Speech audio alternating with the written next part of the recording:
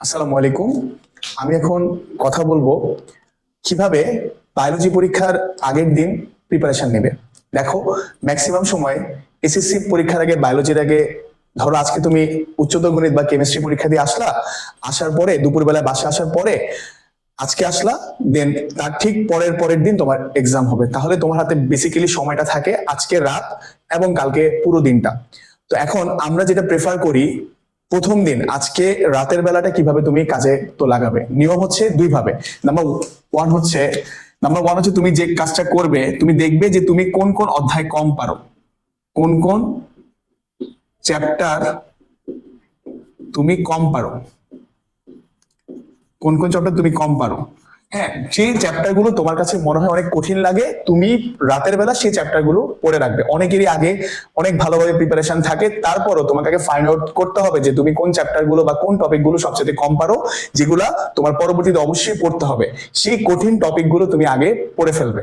আর যদি তোমার প্রিপারেশন আগে থেকেই ভালো থাকে, তাহলে তুমি যে কাজটা করতে পারো সেটা হচ্ছে যে চ্যাপ্টার গুলো থেকে অবশ্যই প্রশ্ন আসবে, যেমন আমাদের ক্ষেত্রে হচ্ছে chapter 2, chapter 5, chapter 6, chapter 10, chapter 11, chapter 12, তারপর হচ্ছে আমরা যদি বলি চ্যাপ্টার 13, এগুলা থেকে হচ্ছে আবার চ্যাপ্টার 8টাকেও আমরা এখানে তো রাখতে পারি। 8, কারণ হচ্ছে কিন্তু চ্যাপ্টার 8 হচ্ছে অনেক বেশি সোজা। আমরা প্রত্যেকেই কিডনি চ্যাপ্টারটা অনেক ভালো পারি। হ্যাঁ, এবং গত কয়েক বছর ধরে যেহেতু শর্ট সিলেবাস এই চ্যাপ্টারটা ছিল, প্রতিবারই কোয়েশ্চেন আসছে, আমি এটা পারি ভালো। তো এই চ্যাপ্টারগুলো তুমি আগে পড়ার এই সিরিয়ালটা মেনটেন করে যদি তুমি আগে পড়ো, ধরো তুমি সন্ধ্যার পর থেকে চ্যাপ্টার 2 পড়লা, চ্যাপ্টার 5 পড়লা, চ্যাপ্টার 6 পড়লা, চ্যাপ্টার 10 পড়লা, সন্ধ্যার পর থেকে শুরু করে রাত পর্যন্ত এই চারটা বড় বড় চ্যাপ্টার, হ্যাঁ, এগুলো কিন্তু ইজিলি শেষ করে ফেলা যাবে। তাহলে তুমি ধরো হচ্ছে এখান থেকে এই যে অধ্যায় 2 থেকে অধ্যায় 5, অধ্যায় 6 থেকে এই তিনটা থেকে অবশ্যই অবশ্যই কোশ্চেন থাকবে, এবং এটা দেখা গেছে গত কয়েক বছর ধরে সৃজনশীল আসার পর থেকে এই অধ্যায়গুলো থেকে প্রশ্ন ছিল। এই তিনটা অধ্যায় তুমি ভালোভাবে পড়লে, তিনটা ক্রিয়েটিভ 25 থেকে 30 নাম্বার ইজিলি আনসার করা যায়।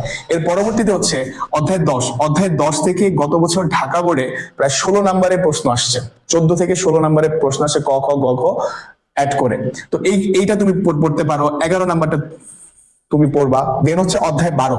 অধ্যায় 12টা হচ্ছে গত বছর ঢাকা বোর্ডে অধ্যায় 12 থেকে ওরকম ভাবে প্রশ্ন আসেনি, সো এবার আসার অনেক পসিবিলিটিস আছে। সো তুমি এই যে এই কয়টা চ্যাপ্টার, অধ্যায় 13 থেকেও কিন্তু প্রশ্ন আসে। অধ্যায় 13 থেকে হচ্ছে খাদ্য শিকল, খাদ্য শিকলের, খাদ্য জালের প্রশ্ন আসলে অনেক সময় আমাদের আনসার মিলাতে বা খাদ্য শিকল বের করতে প্রবলেম হয়। সো চেষ্টা করবে খাদ্য জাল যদি আসে চিন্তা ভাবনা করে আনসার করতে। সো তুমি দেখো, অধ্যায় 8 আমরা সবাই পারি, কিন্তু অধ্যায় 8 বাদে এই কয়টা চ্যাপ্টার সবার আগে শেষ করে ফেলা ট্রাই করবে। সকালবেলা পরের দিন এটা হচ্ছে, তাহলে হচ্ছে রাতের বেলা পড়বে পরীক্ষার আগের দিন এগুলো। দেন পরের দিন সকাল, পরের দিন মর্নিং এ যে কাজটা তুমি করবে পরের দিন, তো মর্নিং এ ইম্পর্টেন্ট, লেস ইম্পর্টেন্ট যে চ্যাপ্টার গুলো, যেমন হচ্ছে আমরা বলি 1, তারপর হচ্ছে 3, তারপর হচ্ছে 4 অনেক ইম্পর্টেন্ট, কিন্তু এটা ছোট। 1, 3, 4, দেন হচ্ছে 7, দেন হচ্ছে 9, হ্যাঁ, দেন হচ্ছে তোমার 14। এই কয়টা চ্যাপ্টার যদি তুমি পড়ো পরের দিন দুপুরের আগে, এগুলো খুবই ছোট ছোট, এবং যে কোনো অধ্যায় রিভিশন দিতে আমার মনে হয় হাফ অ্যান আওয়ারে বেশি লাগার কথা না, এবং কম সময়ে কিন্তু রিভিশন দেওয়া সম্ভব। তুমি চেষ্টা করবে পরের দিন সকালে এই কয়টা অধ্যায় শেষ করে ফেলতে। তাহলে দেখো, 1টা, 2টা, 3টা, 4টা, 5টা, 6টা, 7টা, 8টা, 9টা, 10টা, 11, 12, 13, 14টা। তাহলে দেখো, এই যে 14টা চ্যাপ্টারের উপর দুপুরের আগে বা বিকেলে ঘুমোতে যাওয়ার আগে অবশ্যই পরীক্ষার আগের দিন বিকাল বেলায় আধা ঘন্টা হোক 1 ঘন্টা হোক ঘুমানোর ট্রাই করবে। এটার আগে যদি তোমার মোটামুটি প্রত্যেকটা ব্যাপারে একটা গ্রস আইডিয়া শেষ হয়ে গেল, দেন তুমি যে কাজটা করবে, সন্ধ্যার পরে প্রত্যেকটা চ্যাপ্টারের most important topic with figure, যে চ্যাপ্টারের ফিগার গুলো তোমার প্র্যাকটিস করার প্রয়োজন আছে, যে না আমি এটা আজকে আমাকে প্র্যাকটিস করতে হবে, সেগুলো অবশ্যই একবার করে প্র্যাকটিস করে রাখবে। কারণ তুমি যদি আগের দিন ফিগারটা এঁকে না যাও, তাহলে পরীক্ষার কেন্দ্রে গিয়ে বা খাতার মধ্যে তোমার আঁকতে অনেক সময় লাগবে। খেয়াল রাখবে, পরীক্ষার মধ্যে অবশ্যই 25 মিনিটস প্রতিটা সিকিউর জন্য, এভরি সিকিউর জন্য 25 মিনিটস এর বেশি টাইম নেবে না তুমি। বেসিক্যালি আমরা 28 থেকে 30 মিনিটস পাই, বাট আমি বলছি ঘড়ি ধরে 25 মিনিটস এর বেশি লেখার প্রয়োজন নেই, কারণ অনেক সময় কোয়েশ্চেন পড়তে হয়, ডায়াগনোসিস করতে হয়, ওগুলোর জন্য আরো কিছু টাইম চলে যায়। 25 মিনিটস মেনটেন করা ট্রাই করবে, এবং ওই 25 মিনিটস, ধরো যে ভুলটা, অনেকেই তোমরা অলরেডি অনেকগুলো পরীক্ষা দেওয়া শেষ হয়ে যাবে, তোমরা বুঝবে যে বাংলা পরীক্ষা, তারপর হচ্ছে জেনারেল ম্যাথ পরীক্ষা, তুমি যদি একটা ক্রিয়েটিভে অনেক বেশি সময় নিয়ে ফেলো, ধর্ম পরীক্ষা, তাহলে তুমি জানো যে শেষের দিকে কোশ্চেনগুলো কিন্তু ভালো করে লেখা যায় না। স্যারেরা তুমি প্রথম দিকে কোশ্চেনগুলো অনেক বেশি লিখলো, তোমাকে সেই 9-10 দিবে, 8-9-10 দিবে, আর কম করে লিখলো সেমই দিবে। সো তুমি চেষ্টা করে প্রত্যেকটা কোশ্চেনে 5টা সিকিউ, প্রত্যেকটাতে 25 মিনিটস করে টাইম রাখতে। এবং অবশ্যই ফিগার যদি চায়, ফিগার অবশ্যই আঁকবে।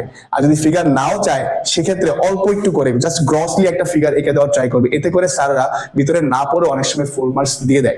আর যে কোয়েশ্চেনে ফিগার চাইবে, সেই কোয়েশ্চেনের ক্ষেত্রে খেয়াল রাখবা আগে ফিগারটা ড্র করে, ফিগারে যা যা আঁকছো, যা যা তো লেবেলিং করছো, সেই অনুযায়ী আনসারটা করতে।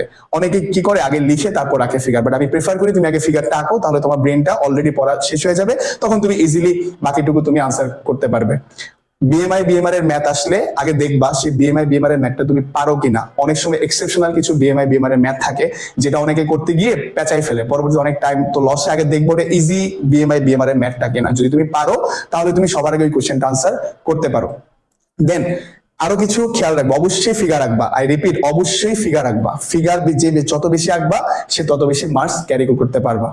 আর পরীক্ষার আগের দিন চেষ্টা করবে এই প্রোটোকল মেনটেন করবে, বিশেষ করে 2, 5, 6 এগুলো থেকে প্রতি বছরই কোশ্চেন থাকে, এবং সাথে সাথে 10, 11, 12, 13 এই সিকোয়েন্সটা মেনটেন করে পড়লে, এবং পরীক্ষার আগের দিন রাতের বেলা ইম্পর্টেন্ট কোয়েশ্চেন গুলো এবং ফিগার গুলো এঁকে যাবে। তাহলে আশা করি তোমার পরীক্ষার কেন্দ্রে গিয়ে তুমি ইজিলি 95+ মার্কস গেইন করতে পারবে। এবং বায়োলজিতে কিন্তু 100 পাওয়ার হিস্ট্রি আছে, 99, 90 এগুলো খুব কমনলি পাওয়া যায়।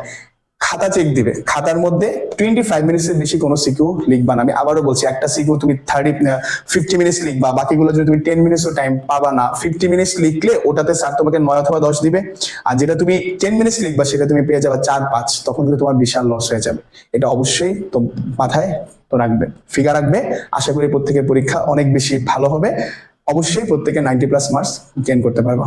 আল্লাহ হাফেজ, আসসালামু আলাইকুম।